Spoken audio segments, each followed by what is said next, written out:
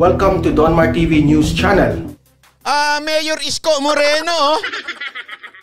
Oh. Mayor Isko, di ba nagagalit ka sa mga tarpaulin? Sabi mo noon instead na vaccine ng bumabaha, tarpaulin ang bumabaha. Eto, may tarpaulin sa inyo. Sa ibabaw pa ng Ang Bagong Maynila. Ano yung tarpaulin na yan? Tarpaulin yan galing sa mga makakaliwang grupo. Wala kang comment? Wala kang patutsada dyan? Akala ko ba, Mayor Isko, galit ka sa tarpaulin? Pili lang pala yung kinagagalitan mo ng tarpaulin eh. Tarpaulin lang pala ni Mayor Saring kinagagalitan mo eh. Hindi pala yung tarpaulin na makakaliwang grupo. Ano ba ito? Pinagpupugaran na ba ng makakaliwang grupo yung Maynila?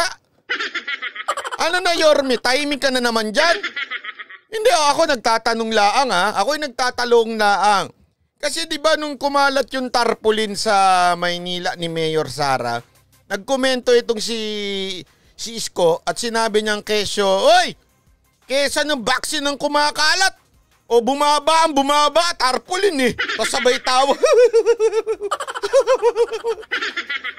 Ikaw ngayon ang tatawanan ko, Mayor Isko. Wala kang comment dito? Ha? Hindi mo ko lang kukondinahin, "Oy, huwag niyong kalatan ng tarpaulin yan." Oh, kung ang concern mo kalat na tarpaulin, bay kalat din ho ito. Maging patas ka. Hindi lang tarpaulin ni Mayor Sara Duterte ang punahin mo, pati yung tarpaulin na makaliwang grupo punahin mo. O baka mapagalitan ka ni Kalibo. Pangalan nito. Si Tandang Mangkanor. Pangalan ng Mangkanor na nasa Netherlands. Nakakalimutan ko yung sa pangalan nun.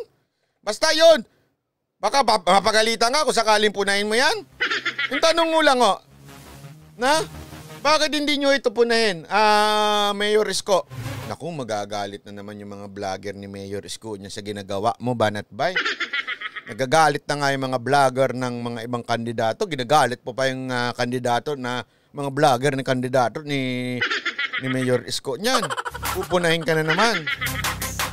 Ayun, si Kajoma. Hindi, sabi ko nga kung talagang totoo yung pagpuna ni Mayor Isko noon na nagagalit siya makalat, bakit ito hindi niya punahin? Ito pa, ito lantaran kung sino yung naglagay. Ayan ng tarpaulin na nakunan sa kahabaan ng Espanya sa Maynila. Ang grupong League of Filipino Students o LFS ang nagpost ng larawang ito. Tingnan mo. LFS, di ba? Alam naman natin yung LFS.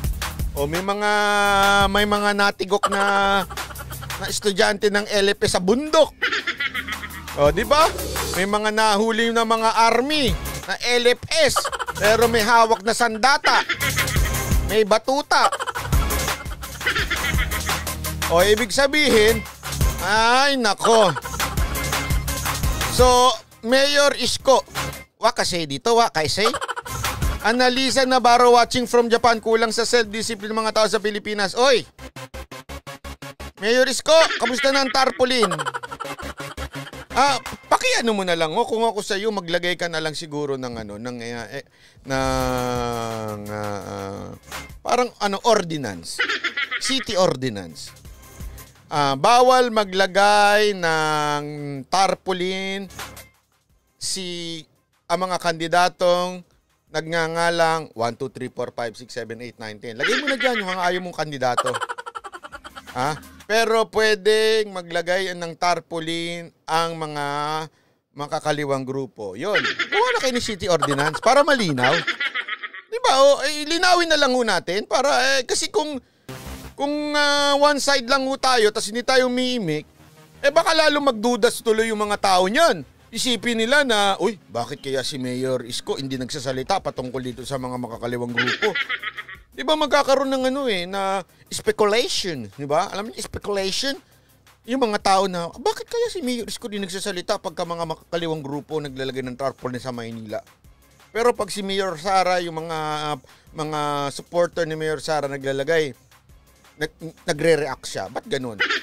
Diba, instead na magkaroon ng speculation ang mga mamamayang Pilipino, diba? At least, sabihin nyo na. Malinaw na. pag kandidato na tarpaulin na itong mga kandidato to, bawal sa Maynila. Pero pag mga kaliwang grupo, okay lang yan. Para di na kami i-make, sasabihin na, ay, kasi nasa city ordinance siya, di. Di ba? Baka pwedeng ganon. Di kaya? Malay natin lang. Sa Twitter, kaakibat nito ang hashtag na Duterte Palpak. Pero bago gamitin ng LFS ang hashtag na ito, mismo ang government network na PTV4 na rin ang nag-tweet ng hashtag Duterte Palpak kagabi. Kaugnay ito ng pahayag ni Pangulong Duterte tungkol sa pamamahagi ng face mask sa publiko. Agad namang naglabas ng pahayag ang PTV kagabi at sinabing iimbestigahan nila ang nangyari. Tinawag pa nitong malisyoso ang tweet. Kanina, naglabas ng panibagong pahayag ang PTV kung saan sinabi nito na ang post ay galing mismo sa PTV New Media. Paliwanag ng PTV, resulta ito ng autocorrecting system sa text. Uy, palusot, PTV! Huwag nga kayo magpalusot. Napakagago naman eh.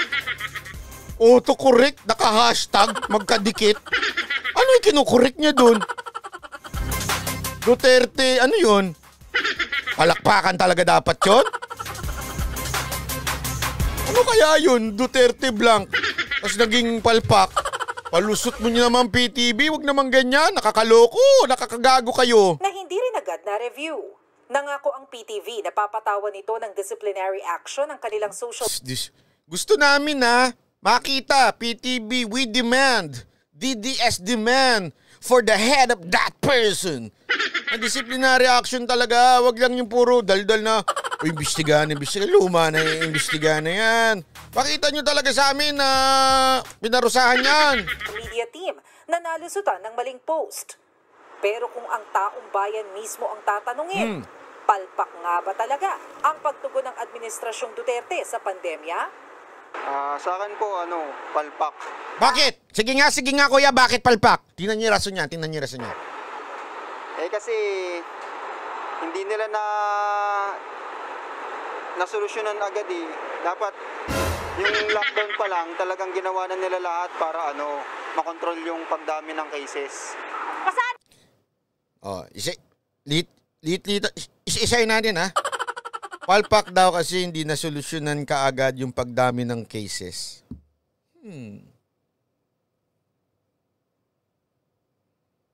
Ang daming palpak palang bansa. Di ba? Kasi ang dami. Kahit yung mga mayamang bansa, marami pa rin ang cases. So ang daming palpak. Palpak Amerika, Italy, Japan. Lahat palpak pala. Ha?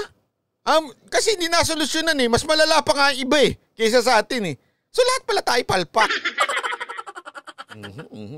Si ate, tingnan nga natin si ate. So para sa akin, siyempre, Tatay Digong yan, marami. Ayun, Tatay Digong ang tawag. DDS is spotted, sabi nga. Ganito ho yan ha. Papariwanag ko sa inyo na maigi. Okay? Para alam nyo. Okay? Kasi ganito sinisisi nila sa pagdami ng ang cases, di ba doon sinasabi, pagdami ng cases, sabi nga nung isang lalaki, sa gobyerno.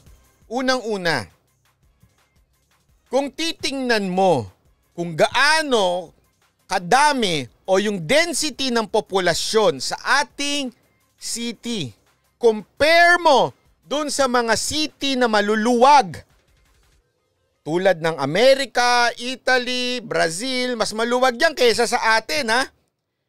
Kesa atin nga, paglabas mo, kulang na lang, magdikit-dikit ang mga mukha natin eh.